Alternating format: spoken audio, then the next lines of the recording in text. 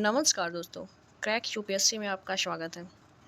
उम्मीद है कि पिछला जितना भी नोट्स आपको करवाया गया है, उस पर आप लोग बेहतर तरीके से ध्यान दे रहे होंगे और सिलेबस जो हमारा है, उसको डेली बाय डेली आप देख रहे होंगे।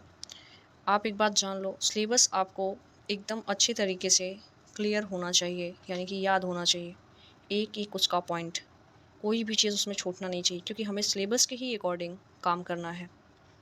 दूसरी बात, अगर जो हम बात करें प्रश्न की, तो जो हमें यूपीएससी का पेपर देना रहता है उसमें भी तो क्वेश्चंस ही आते हैं। तो जो पहले से क्वेश्चंस हैं प्रीवियस ईयर के, उसको हमको ध्यान में लेकर चलना है और प्रैक्टिस करते रहना है। लापरवाही नहीं करना है, हमेशा से कभी भी गैप नहीं करना है। गैप एकदम समझिए बहुत ही ज़्यादा डेंजरस हो जाता है यूपीएससी की तैयारी के लिए। तो आप लोग विशेष तौर पर इन सब बातों पर ध्यान देंगे और अभी शुरुआती दौर चल रहा है, तो मेरा विशेष इस पे फ़ोकस रहता है कि आप लोग इन चीज़ों को इग्नोर ना करें। ठीक बात है?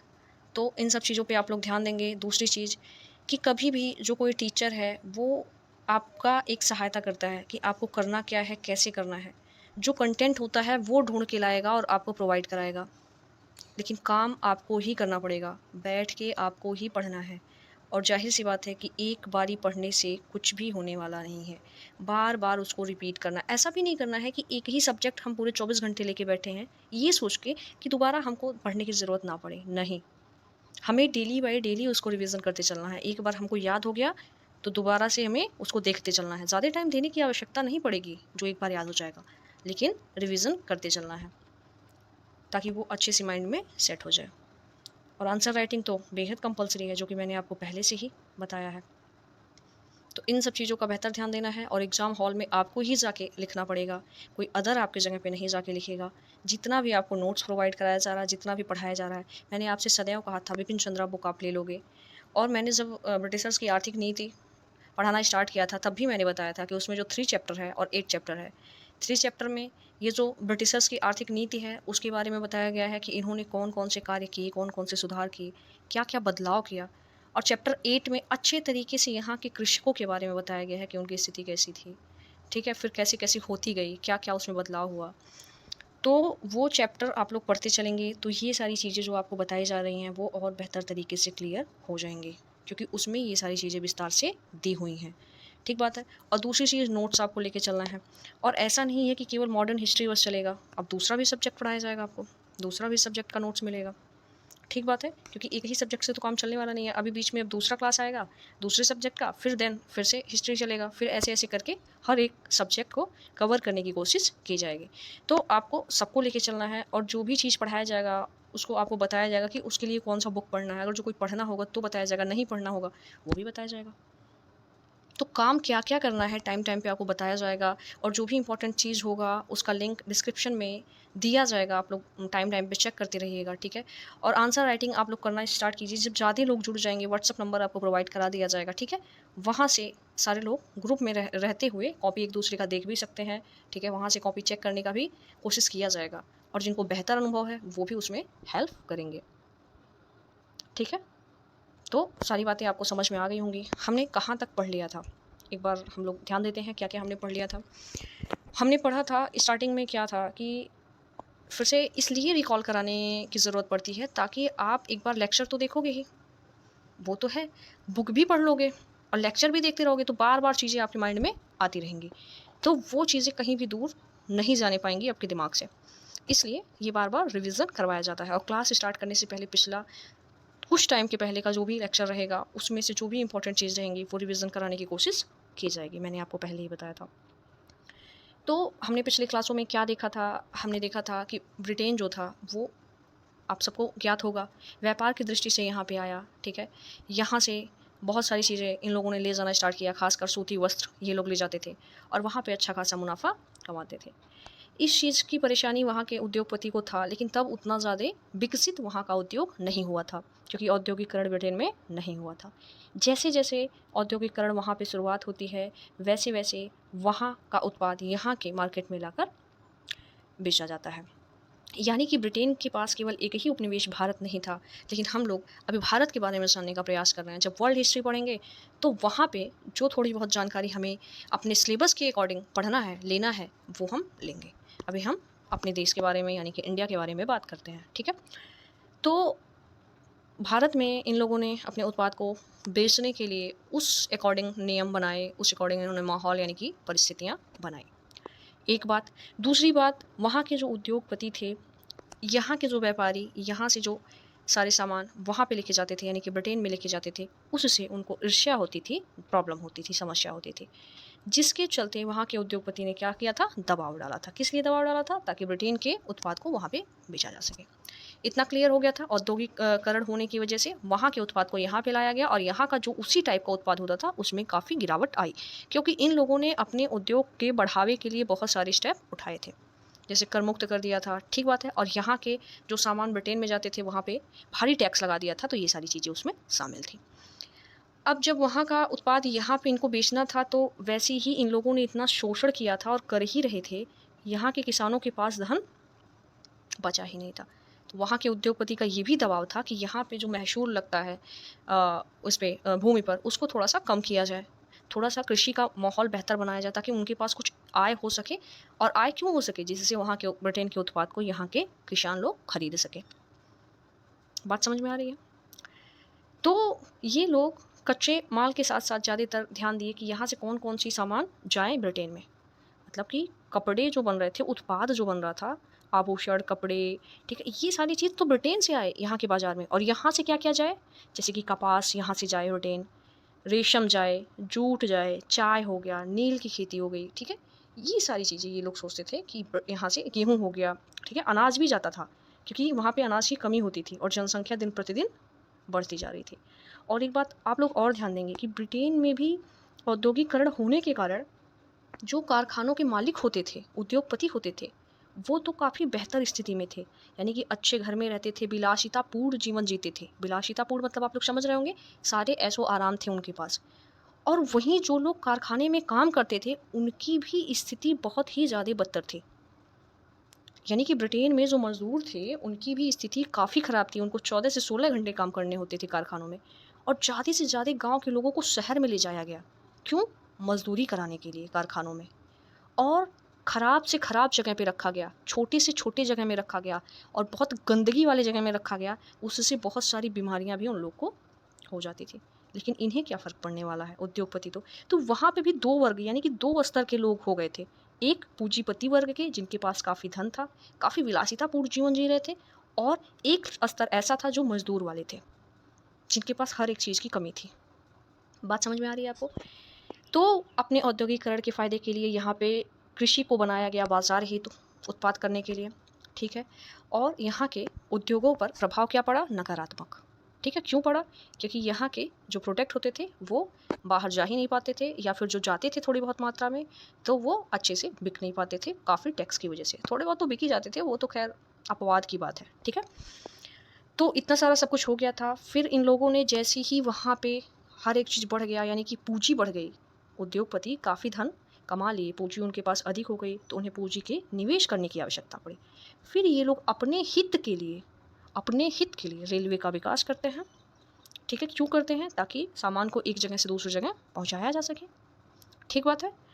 उसके बाद से रेलवे के विकास के साथ-साथ यहाँ पे और भी चीज़ों में निवेश करते हैं, जो चीज़ें ब्रिटेन में नहीं होती हैं। मैंने पहले भी आपको उसको विस्तार से बता दिया है। तो इन लोगों ने खनन में निवेश किया था, और आपको ज्ञात होगा, मैंने पिछले नोट्स में लिखवाया था कि ब्रिटेन में इंजीनियरिंग और इस्पात, इंजीनियरिंग जो गुड्स थे, सामान थी, वस्तुएँ थी, और जो इस्पात था, उसका डिमांड बढ़ा था, माँग बढ़ी थी। तो यहाँ पे खनन में ये लोग निवेश किए। अब खनन से तो बहुत सारी चीज़ें निकलेंगी, कोयला निकलेगा, इस्पात निकलेगा, ठीक है? तो खनन में इन लोगों ने निवेश किया, और यहाँ पे सस्ते मज़दूर तो अवेलेबल थे ही, उपलब्ध थे ही। ठीक बात है। दूसरी चीज़, इन्होंने जूट में भी निवेश किया था, इसलिए कि उससे पैकेजिंग का सामान बनाया जा सकता था, ताकि प्रोडक्ट उनका रहे, और यहाँ से जूट करवा के, जूट में निवेश करके पैकेजिंग का बनवाया जाए और सामान ला के उसमें पैकिंग कर दिया जाए, और फिर मार्केटिंग उसकी कर दी जाए। तो ये सारी बातें हो गई थी। हम लोग नोट्स में लिख लिए थे कि रेलवे का जो विकास हुआ उसका रीज़न क्या था, कारण क्या था। क्योंकि जब भी क्वेश्चन यूपीएससी करेगी, और क्वेश्चन जब भी आएगा, तो उसमें रेलवे के बारे में पूछा जाएगा तो उसमें 4-5 पॉइंट रहती वही चीज़ हैं, इर्द-गिर्द आपके घूम रही हैं। अगर जो आप अच्छे से प्रैक्टिस करोगे, बार-बार पढ़ोगे, तो काफ़ी समझदारी विकसित हो जाएगी और अपने आप चाहे रेलवे पे आए क्वेश्चन, चाहे उद्योग पे आए, चाहे उद्योग के पतन पे आए, चाहे औद्योगिकरण के पे आए, चाहे कृषि वाणिज्यीकरण पे आए, हर एक चीज़ पे आप आंसर राइटिंग कर पाओगे क्योंकि जो सारी समस्याएँ हैं एक-दूसरे से संबंधित ही हैं, आस-पास में ही हैं अगर जो आप नज़र दौड़ाओ तो अपना। बात समझ में आ रही है आपको? ठीक है? तो रेलवे का विकास क्यों, ये हमने लिख लिया था, देख लिया था। अब हम लोग आगे देखेंगे कि रेलवे का प्रभाव क्या पड़ा। जैसे कि कोई नई चीज़ कहीं पे आती है तो उसका ज़रूर कुछ ना कुछ फ़ायदा और नुकसान होता है। ठीक है? तो हम लोग देखेंगे कि रेलवे जब आया तो यहाँ पे क्या-क्या उसकी वजह से चेंजिंग आई, परिवर्तन हुआ। किन-किन चीज़ों में अच्छा हुआ, किन-किन चीज़ों में बुरा हुआ। बात आप लोग समझने का प्रयास करेंगे। ठीक बात है? तो रेलवे के आने से सामाजिक यानी कि हमारे जो समाज की स्थिति थी उसमें क्या कोई लाभ हुआ कि नहीं हुआ? हमारी जो राजनीतिक स्थिति थी, राजनीतिक मतलब समझ रहे हैं, तो उसमें कुछ बदलाव हुआ कि नहीं हुआ? वो चीज़ें अब हम देखने का और लिखने का प्रयास करेंगे क्योंकि रेलवे कनेक्टिविटी के तौर पे देखा गया उसको, ठीक है? एक जगह से दूसरी जगह वो एक बेहतर साधन था, परिवहन था। तो लोग भी एक जगह से दूसरी जगह ईज़िली अब जा सकते थे। एक जगह से दूसरी जगह की परेशानी उनको पता चल सकती थी। एक दूसरे की प्रॉब्लम अच्छे तरीके से वो समझ सकते थे और शेयर भी कर सकते थे यानी कि बता भी सकते थे। और अगर जो कोई उन्हें रणनीति बनानी है किसी के खिलाफ क्या ब्रिटिशर्स के खिलाफ, तो वो ईज़िली अब सक्षम थे बनाने में क्योंकि एक जगह से दूसरी जगह पहुँचना उनके लिए अब आसान हो गया था। उम्मीद है कि आपको बेहतर तरीके से हर एक चीज़ समझ में आई होंगी। ठीक है? और आप विशेष ध्यान देंगे कि लापरवाही आप लोग नहीं करेंगे, बैठ के पढ़ने का प्रयास करेंगे। यूपीएससी माना ही जाता है कि कठिन होता है, क्यों होता है? क्योंकि सिलेबस लेंथी होता है और लगातार टिक के आपको काम करना पड़ता है। इन सारे बीच में आपके पास लाखों परेशानियाँ आती हैं, बहुत सारे ऐसे माहौल आते हैं जब आप डाइवर्ट हो जाते हैं, तो उन सब चीज़ से बचना ही सबसे ज़्यादा कठिन है और कुछ कठिन नहीं है, क्योंकि करना आपको है। सामने वाला केवल आपको रास्ता दिखा सकता है, कंटेंट यानी कि जिस चीज़ की ज़रूरत है, वो आपको प्रोवाइड करा सकता है, ला के दे सकता है। इससे आगे वो कुछ नहीं कर सकता। इससे आगे ज़्यादा से ज़्यादा काम आपको ही करना है। तो उस चीज़ पे बेहतर ध्यान दें, लापरवाही ना करें, माइंड में एकदम स्ट्रेट रखें, सीधा रखें, सीधी बात है, ठीक है? ज़्यादा लोगों से अटैच होने की कोशिश ना करें, टाइम पास करने की कोशिश ना करें। हैबिट में ये सारी चीज़ें एक बार आप लाओ, वैसे ही फिर समस्या दूर हो जाएगी। तो ये सब आप करने के लिए प्रयास करें, कहने वाली बात नहीं है, करना पड़ेगा और करना है आपको, ठीक है? कोई और दूसरा आके नहीं करेगा।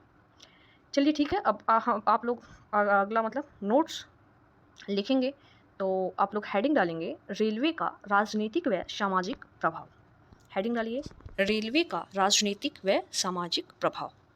ठीक है, इसमें आप लोग पहला पॉइंट लिखेंगे रेलवे ने भारत में राजनीतिक और समाज को भी प्रभावित किया।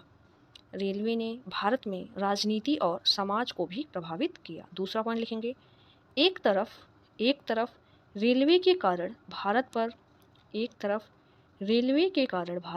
अंग्रेज़ों की पकड़ मजबूत हुई। अगला पॉइंट लिखेंगे दूसरी तरफ भारत के राजनीतिक संगठनों नेताओं तथा विभिन्न क्षेत्रों के बीच परस्पर संपर्क भी बढ़ा। अगला पॉइंट आप लोग लिखेंगे इससे समस्याओं का एकीकरण हुआ तथा ब्रिटिश विरोधी भावनाओं के उदय में रेलवे की महत्वपूर्ण भूमिका रही। अगला पॉइंट लिखेंगे इसमें सामाजिक दृष्टिकोण से भी रेलवे की कुछ सकारात्मक भूमिका रही। जाति, धर्म तथा क्षेत्र संबंधी दूरियों को कम करने में रेलवे का योगदान रहा। अब आप लोग अगला हेडिंग डालेंगे धन का दोहन। धन का दोहन क्या होता है? जैसे कि अगर जो हम एक देश से दूसरे देश की बात करें कि 2 देश हैं, उसमें से एक ही देश को धन का जो प्रवाह है वो एक ही देश की तरफ है, ठीक है? दूसरे देश की तरफ नहीं है यानी कि कम है। यानी कि एक देश को दूसरे देश से ज़्यादा लाभ है और दूसरे वाले देश को पहले वाले देश से अधिक लाभ नहीं है या बहुत मामूली सा लाभ है। ये आप बात समझिएगा। तो धन का दोहन में आप लोग पहला पॉइंट लिखने का प्रयास करेंगे, किसी राष्ट्र से दूसरे राष्ट्र में, किसी राष्ट्र से दूसरे राष्ट्र में पैसे एवं संसाधनों का एक तरफा प्रवाह, संसाधनों का एक तरफा प्रवाह, अर्थात इसके प्रतिफल में उस राष्ट्र को कुछ भी प्राप्त न हो रहा हो, अर्थात इसके प्रतिफल में उस राष्ट्र को कुछ भी प्राप्त न हो रहा हो। दूसरा पॉइंट लिखेंगे, राजा राम मोहन राय प्रथम भारतीय थे। इन लोगों के बारे में आप लोग को बताया जाएगा, समाज सुधारक थे, ठीक है, आगे जस्ट आएगा, आपको अच्छे से समझाया जाएगा, तो आप मत सोचिएगा कि राजा राम मोहन राय कौन थे, जिनको पता होगा उनके लिए तो बेहतर है। राजा राम मोहन राय प्रथम भारतीय थे जिन्होंने धन के अपव्यय के मुद्दे को ब्रिटिश संसदीय समिति के समक्ष उठाया, ब्रिटिश संसदीय समिति के समक्ष उठाया। व्यय में खर्च करना होता है, ठीक है। अगला पॉइंट लिखेंगे, दादा भाई नौरोजी ने सर्वप्रथम धन के दोहन के संदर्भ में इंग्लैंड डेप्थ टू इंडिया नामक लेख में विस्तार से विश्लेषण किया। उनके पुस्तक का नाम था poverty and un British rule in India, ठीक है। अगला पॉइंट आप लोग लिखेंगे, दादा भाई नौरोजी के पश्चात अन्य नरमदलीय कांग्रेसी नेताओं ने भी इस मुद्दे को उठाया। जैसे आप लोग लिखेंगे कौन से नरमदलीय नेता थे, जैसे फिरोज शाह मेहता, गोपाल कृष्ण गोखले, आर सी दत्त, इनकी पुस्तक भी थी the economic history of India, ठीक है। अगला पॉइंट इसी में आप लोग लिखेंगे, गृह मतलब घर, व्यय मीन्स खर्च होता है ना, गृह व्यय यानी कि होम चार्जेस भारत के संदर्भ में ब्रिटेन में किए जाने वाले व्यय के लिए गृह व्यय शब्द का प्रयोग किया जाता था, क्योंकि यहाँ के जो संसाधन थे ये कहाँ पे ले जाकर इस्तेमाल करते थे, ब्रिटेन में। यहाँ के जो पूंजी रहती थी, धन रहता था, वो कहाँ पे ले जाकर इस्तेमाल करते थे, ब्रिटेन में। यहाँ के जितने भी ब्रिटिश अधिकारी थे वो यहाँ से धन यानी कि जो भी वेतन, सैलरी या जो भी उपहार ये लोग पाए रहते थे, कहाँ पे जाकर इस्तेमाल करते थे, ब्रिटेन में, ठीक है। अगला पॉइंट आप लोग लिखेंगे, इसके अंतर्गत भारतीय सरकार के द्वारा लिए गए कर्जे,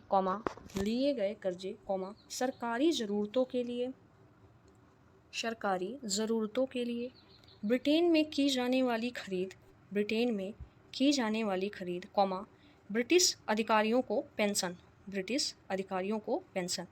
अगला पॉइंट लिखेंगे, इसके अतिरिक्त कंपनी के शेयर होल्डरों को लाभांश तथा भारतीय प्रशासन के नाम पर ब्रिटेन में किए जाने वाले व्यय इसमें शामिल थे। यानी कि जो पूंजीपति यहाँ पर निवेश किए थे उनको शेयर भी यानी कि हिस्सा भी जो प्रॉफिट का होता था मिलता था कि नहीं मिलता था, तो यहाँ से इनकम लेके और कहाँ पे देते थे, ब्रिटेन में जो यहाँ पे निवेशक थे उनको ये लोग हिस्सेदारी देते थे। तो ये सारी बात थी। आज की क्लास यहीं पे हम लोग समाप्त करते हैं। कल मैंने कहा था कि एक और लेक्चर आपको प्रोवाइड करा दिया जाएगा, लेकिन समस्या ये रहती है कि बहुत सारे नॉइज़ की वजह से वीडियो प्रोवाइड करा पाना थोड़ा सा मुश्किल हो जाता है, ठीक है। अब उसके लिए एक बेहतर प्लेस ढूंढना पड़ेगा कि जहाँ से फिर आवाज़ ना आए बाहर की, तो ही पॉसिबल हो पाएगा, नहीं तो बहुत सारी अगर जो नॉइज़ेस आएंगी तो फिर आप सुनोगे कैसे हर एक चीज़। तो ये सारी प्रॉब्लम रहती हैं, तो इसी वजह से, नहीं तो अभी तो लेक्चर 2-3 एक दिन में प्रोवाइड करा दिया जाता। तो यही सारी प्रॉब्लम अभी हैं, ठीक है। धीरे धीरे वैसे भी आपको पढ़ाई से मतलब होना चाहिए, लेकिन लेक्चर आपको ज़्यादा से ज़्यादा मिले इसका भी प्रयास होना चाहिए, क्योंकि अभी ऐसे अगर जो 20 मिनट का 25 मिनट का लेक्चर चलेगा तो फिर तो टाइम थोड़ा सा लंबा लग जाएगा। वैसे नोट्स तो हम ज़्यादा से ज़्यादा आपको प्रोवाइड करा ही दे रहे हैं, कोशिश कर रहे हैं, ठीक है। फ़िलहाल थोड़ा सा बताने का, समझाने का भी प्रयास रहता है और होना भी चाहिए, ताकि आप भले ही घर से थोड़ा बहुत मान लीजिए किसी दिन मिस्टेक हो गया, आपने रिवीजन नहीं किया, तो फिर यहाँ पे रहता है तो रिवीजन हो जाता है बताने से। और वैसे डायरेक्ट नोट्स बस कराया जाता तो वो चीज़ें रिवीजन नहीं हो पाती। ठीक है, तो ये सारी बातें रहती हैं। फ़िलहाल कोई नहीं, आपको पढ़ाई से होना चाहिए, मतलब आप पढ़ो अच्छे से जिसको भी पढ़ना है। ठीक है, और वैसी चीज़ों पे क्या ही ध्यान देना। ठीक, तो आज का क्लास यहीं समाप्त करते हैं। बाकी आप लोग क्वेश्चन लिख लेंगे। क्वेश्चन लिख लेंगे, रेलवे की भूमिका ब्रिटिश उद्योगपतियों के दृष्टिकोण से कितनी लाभदायक साबित हुई। ब्रिटेन के उद्योगपतियों के दृष्टिकोण से कितनी लाभदायक साबित हुई। इस क्वेश्चन का आप लोग आंसर राइटिंग कर लेंगे।